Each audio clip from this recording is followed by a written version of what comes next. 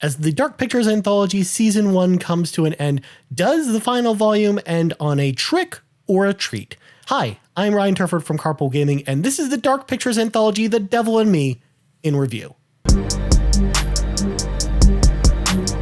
In The Devil and Me, you play as a film crew who are producing a TV episode about America's first serial killer, H.H. Holmes. When they are contacted by a mysterious individual claiming to have a replica of Holmes's murder castle, the crew gets more than they bargained for as they are stalked by a mysterious killer throughout the replica castle. Now, at first, I had to do a little bit of research about this because I didn't realize. I thought, oh, H.H. Holmes, he's this, fancy guy who made like a fake hotel in the 1800s and trapped people there because he'd like advertise as a real hotel. People would come to stay there and they'd basically murder them. And I was like, oh, this is probably like a really cool fictional character. Turns out he's a real dude. He's a real person that was executed for murdering a bunch of people. I didn't know that. I actually learned that from this game, which is actually kind of interesting that it taught me a little bit of history behind serial killers as well. Now, what was interesting about The Devil and Me in particular is when we look at horror games across, many genres that are out there currently, we don't really have a lot of games in the slasher genre trying to ape, like Halloween or Friday the 13th or anything like that. Obviously, we had the Friday the 13th game where you play as Jason and murder a bunch of people, or, play as the camp counselors and try and get away. And we also have Dead by Daylight as well, which is, kind of the same concept.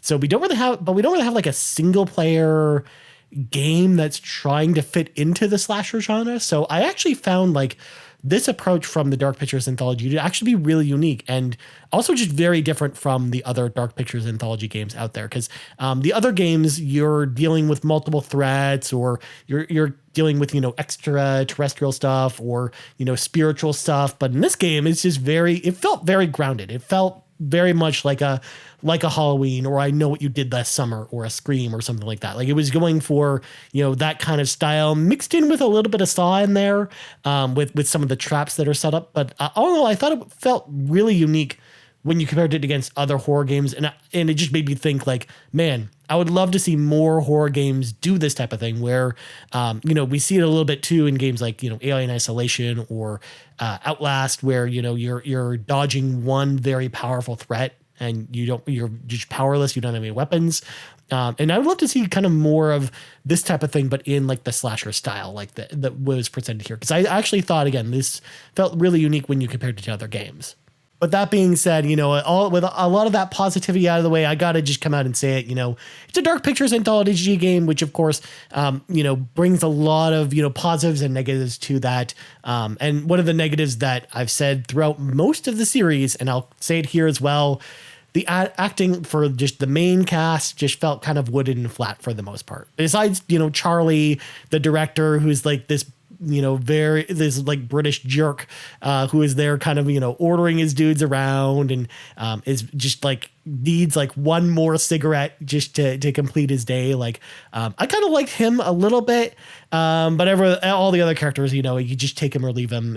But at the same time, it actually made me appreciate, the killer, Grentham Dumet, or at least that's how you know him throughout the story, that I really liked him as a character because, again, you don't really he doesn't speak throughout the entire story. He talks through playing audio recordings that he's mixed together with other people's voices, which I thought was, again, like an interesting approach to it. You never throughout the entire game hear his voice or actually see his face either because he's wearing a face mask. He kind of, again, reminds me of a Michael Myers where he's this silent killer and he's just out to do all kinds of twisted stuff. And also just, I like his MO as well, a little bit more than like a Michael Myers kind of character because he's not trying to just do the killing himself. He's trying to then trick you to going to certain areas in this hotel to then, spring a trap or something like that to have the characters murdered that way. So I thought like he had like a really interesting methodical approach to him. So that's why I think it's one of those things where a lot of horror movies, I'll watch them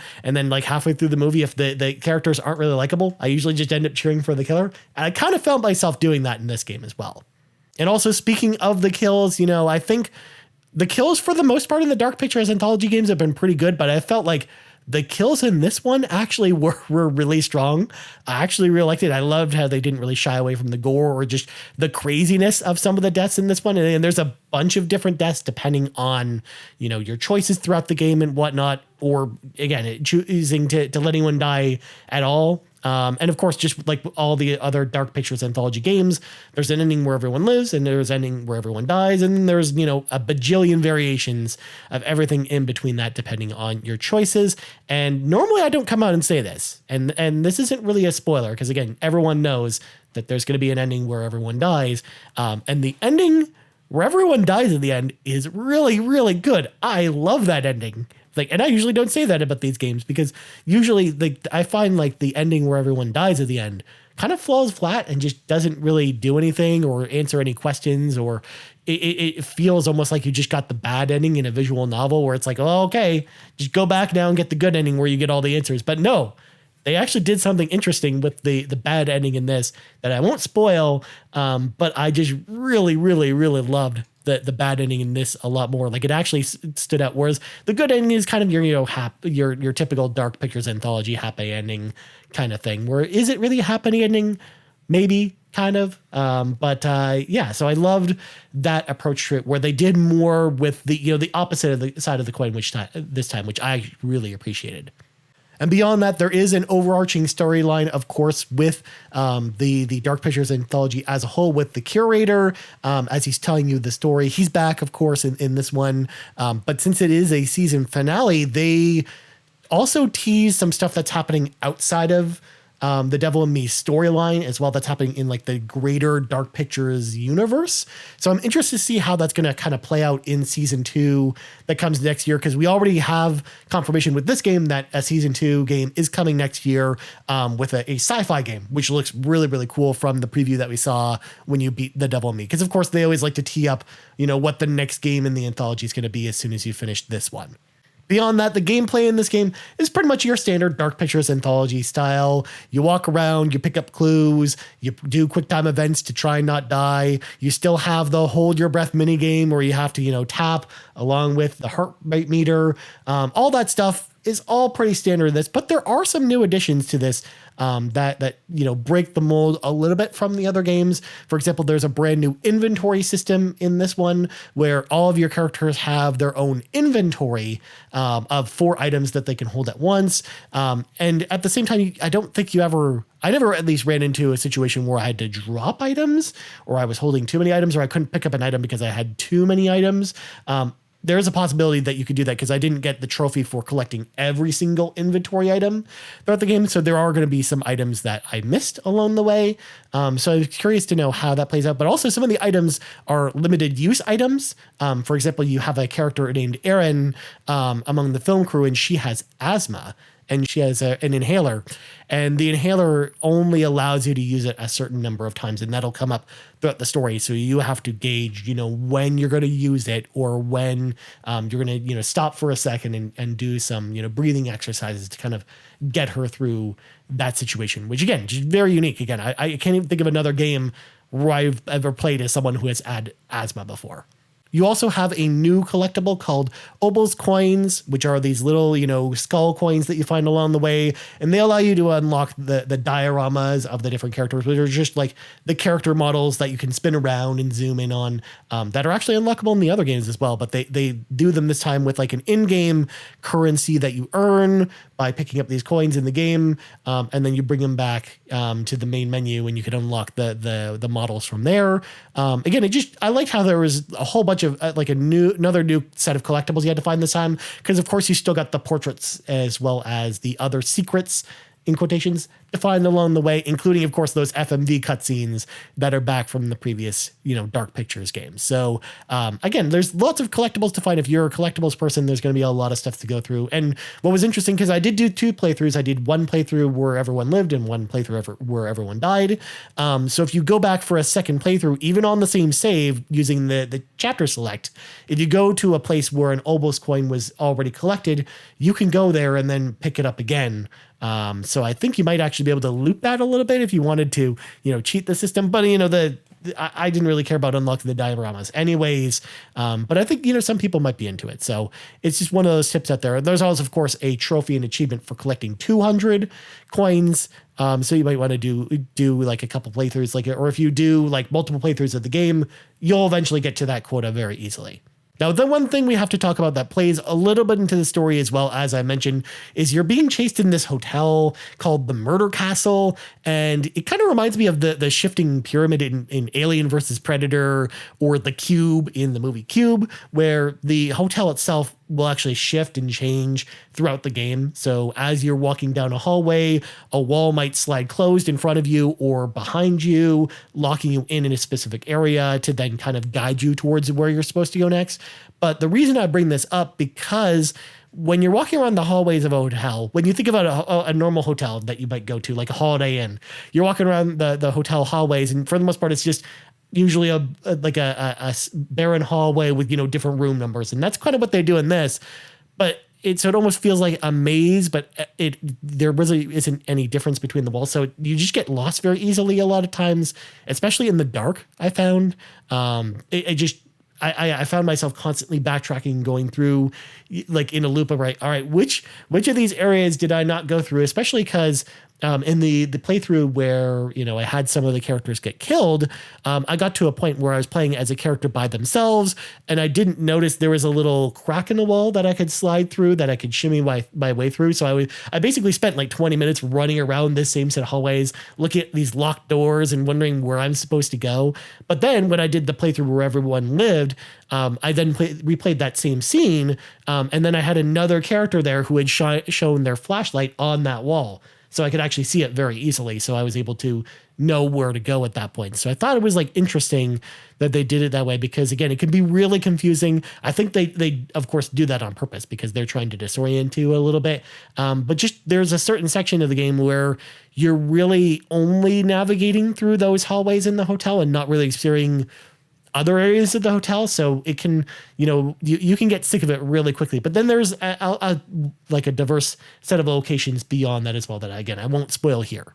Now, normally I'm someone who doesn't really get, creeped out or get spooked while playing horror games. Again, I just love, the buildup of tension more than anything. And boy, howdy, I actually think this game does a better job out of any of the Dark Pictures Anthology games of creating like a spooky mood.